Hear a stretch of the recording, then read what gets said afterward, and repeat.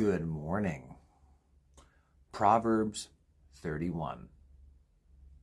Kind of fun making it this far. All right, so the words of King Lemuel's mother.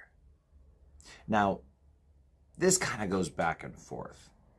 I've heard some people argue, Lemuel was a king named Lemuel. So he was obviously, not a Jewish Israeli king because, we don't have any record. Now, in the last chapter, we had the words of Agar, the son of Jacob. So it's not that, we'd have unheard of people in here, but Lemuel means for God. And many believe that this is Solomon, but not actually Solomon because it's the words his mother taught him. That Proverbs 31 would be the words of Bathsheba. The idea being simply that she had a pet name for her son, Lemuel, for God, a little nickname. And we all have nicknames for our kids. And it's also very common that we have people in the Bible with multiple names. That's extremely common in the Old Testament, that people had multiple names given to them. They had a kingly name and their given name, or they had this name and that name. So I kind of like to think that it's Solomon and his mom, Bathsheba. So the words of King Lemuel, the utterance of which his mother taught him, "What, my son, and what, son of my womb, and what, son of my vows, do not give your strength to women, nor your ways to that which destroys kings." Well, there. So right off the bat, if this is Bathsheba talking, now, the whole David and Bathsheba thing is very difficult to unpack. And I bring that up because I'm just very bold in that people don't know. People don't know how it went down. And I've seen people put the blame exclusively on David, which obviously there's a large portion of the blame there, no matter which way you look at it. But I've seen the people put a lot of the blame on Bathsheba. I've seen people offended to think that Bathsheba had any wrong at all. I've seen other people. So I've seen it go back and forth, just scholars and listening to people teach on that text. 2 Samuel chapter 11 and 12. 12. Now my brain's going. 2 Samuel. There's 1 Samuel. 2 Samuel. And so 11. Right, 11 and 12. 11 is the story and 12 is the confession after the story. And in 2 Samuel 11, it says, "It happened in the spring of the year, at the time when kings go out to battle, that David sent Joab and his servants with him, and they destroyed the people of Ammon. They besieged Rabbah." Judah and I got to go to Rabbah earlier this year.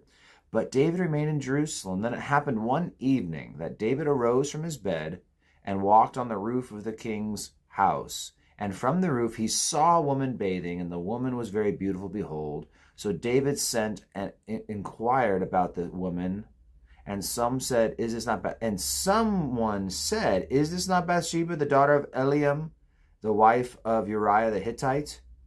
And David sent messengers and took her." Now,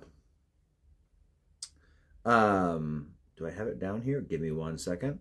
Ding, ding, ding, ding. What is this reference? Okay, so now here's where things get interesting. Okay, I know we're turning this into a David and Bathsheba story, but again, I think Proverbs 31 was written by Bathsheba, or recorded by Solomon, the stories and things his mom used to say. And she says, "Do not give your strength to women, nor your ways to that which destroys kings." So whose fault was it, David and Bathsheba? Well, first off, we know that David obviously plays a role. He sees her, he asks for her to be brought to him. So, to some extent, David will never be obviously innocent of this situation. But I bet other people almost insulted to think that Bathsheba could have played any role. Here's where things get interesting, and this is where studying our Bible gets fascinating. She is the wife of Uriah and the daughter of Eliam. And if you look up those names and those people, both of these men, her father and her husband, are two of David's 30 mighty men. David's closest group of men, his inner circle of elite soldiers, her husband and her father are on that team. These are the guys who sit around the king's table. These are the guys who are at the palace all the time.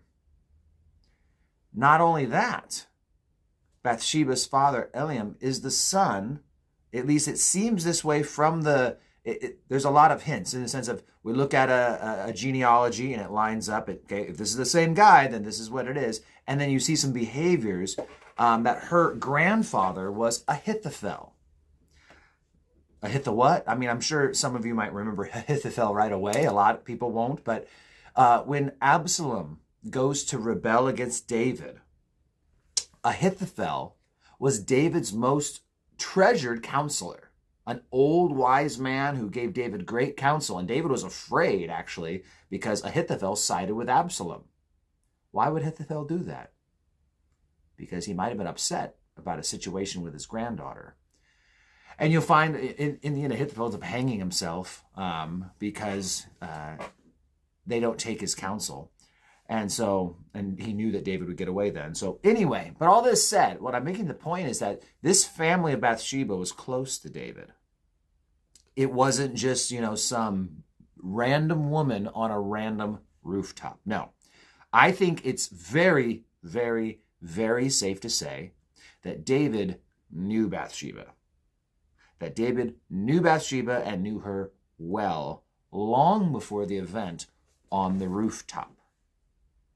Now, this is where it's like everything else is speculation, but the chances are is that David knew where Bathsheba lived. David knew which rooftop she'd be on.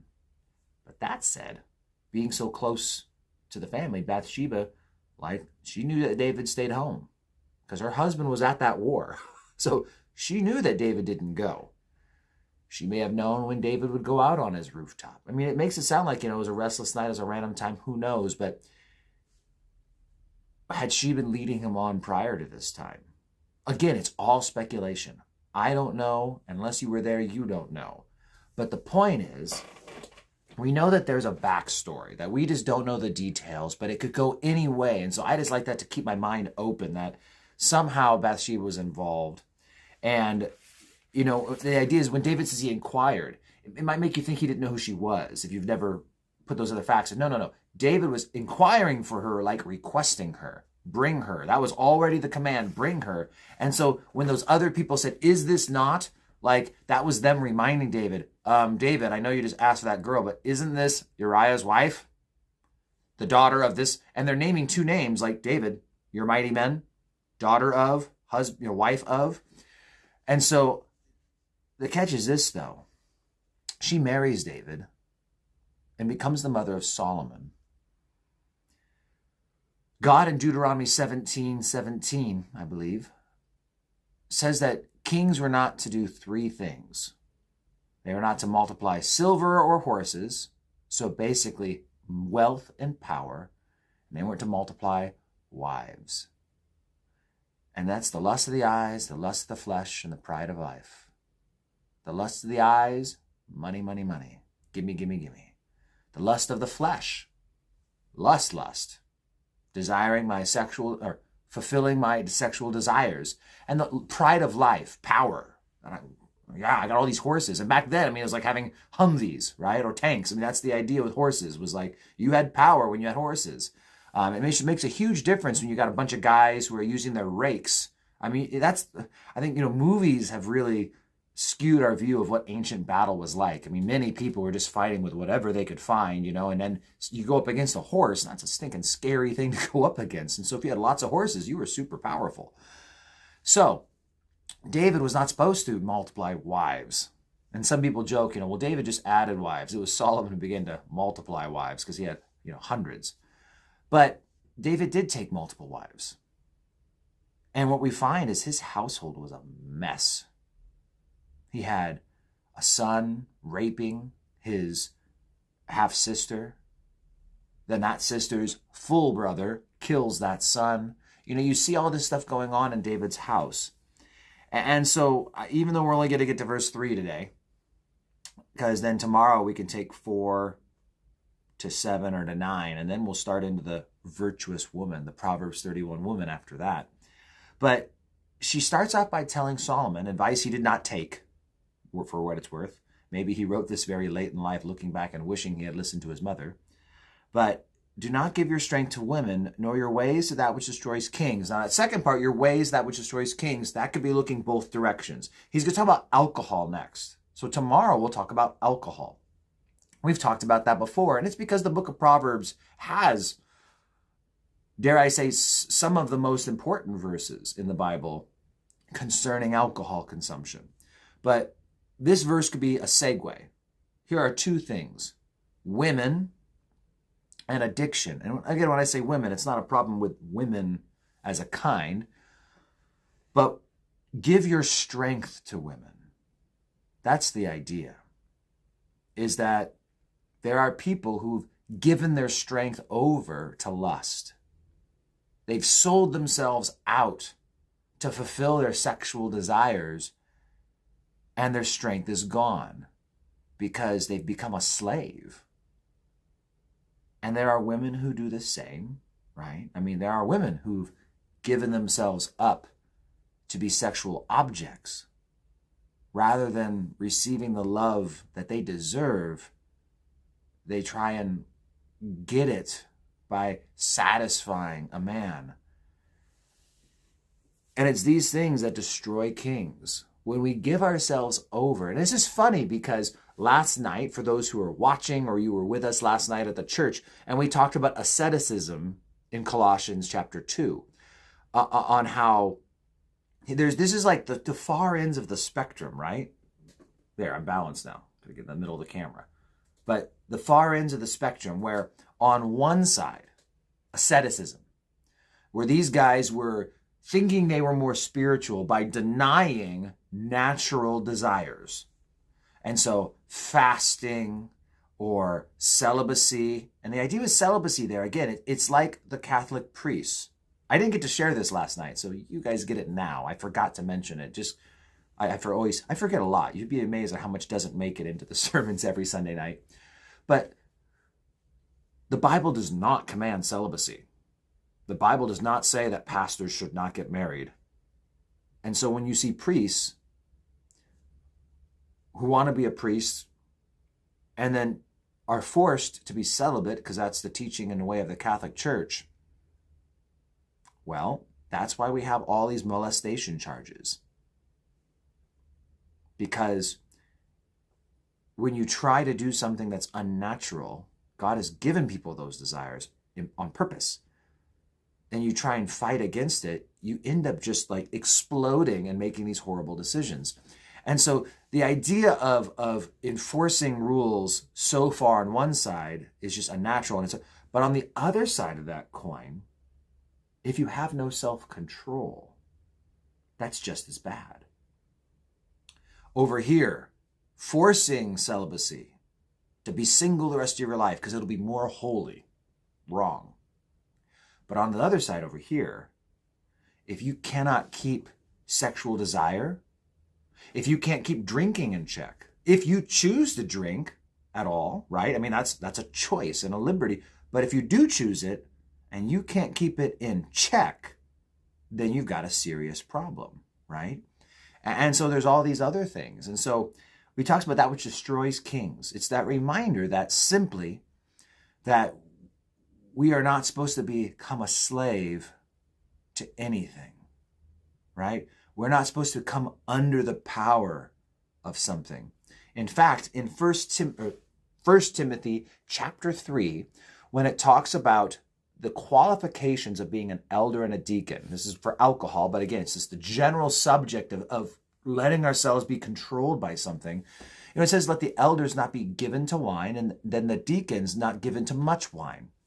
And I've always argued still, and I'm going against, I think, actually what a lot of my friends or peers might believe, but I I don't think that that's saying that an elder could never drink.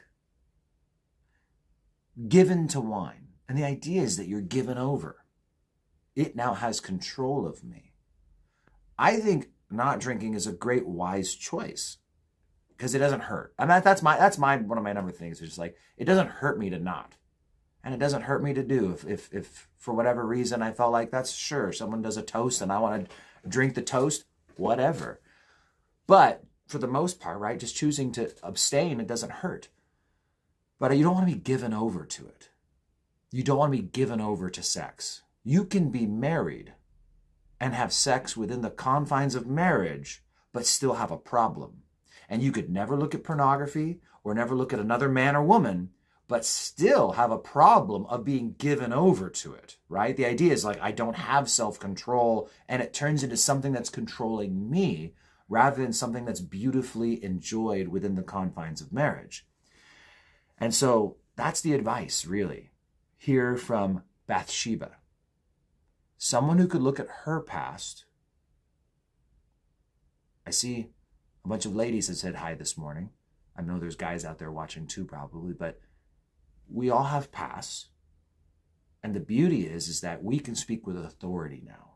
If I can look at my past and see stuff that I'm ashamed of, but I can say, I can tell the teenagers at the youth group, I had a kid in high school, and I can tell you from the experience of my path, these are roads you don't want to go down, because I can tell you from experience the rocky and difficult way home. Once you've gone out there, it's hard to get back where you need to be. You have to get rid of a lot of old habits and behaviors and thoughts and feelings, and some stuff, it'll never go away. There's stuff in your head, you can't unthink it ever again.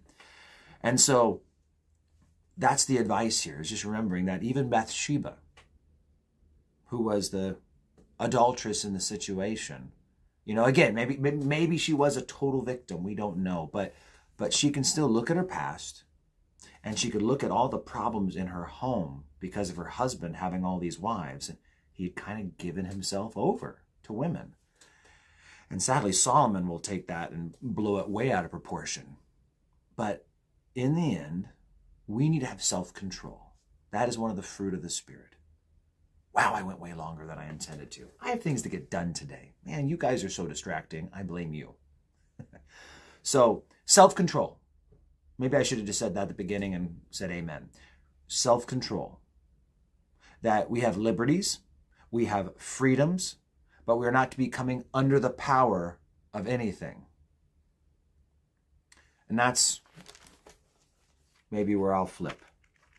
I know I should be done already, right? But 1 Corinthians, I don't know why I always quote this and then I always can't find it. Backing up a little more, because he says it twice. The all things are lawful, but not all things edify, right? Isn't that horrible that I can never find the same verse and I'm always quoting it? Well, in 1 Corinthians, right, is where Paul says, all things are lawful, but not all things are helpful. All things are lawful for me, but not all things edify. That's chapter 10, verse 23. But if I back up, he says it somewhere else, but he will not come under the subject. Okay, you guys will look it up. You guys can tell me later the verse I'm looking for. But yeah, he says it in there, but he also says it earlier, basically the same thing he says earlier, but he says he'll not come under the power. And that's what we need to do. We might have the liberty to do stuff, but we can still come under its power, and that's no good. So, okay, God bless you guys. Have a great day. I've got a lot of stuff to do today, so I got to get moving. You guys take care, and I'll see you around.